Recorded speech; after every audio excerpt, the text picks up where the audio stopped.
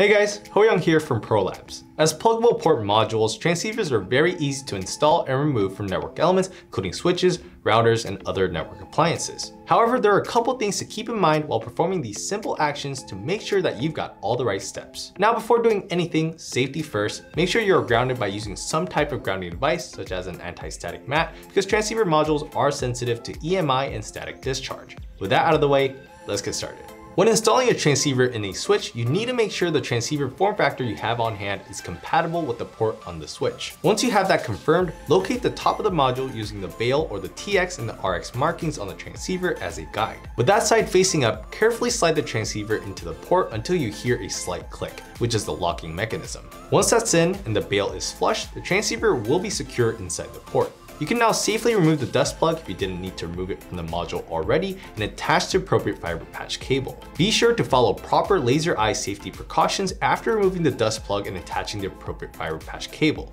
When the switch's LED turns or blinks green, it's confirming that a link has been established. Now, to remove a transceiver from a switch, you sort of have to take the same steps but in reverse. First, disconnect any cable that you have attached.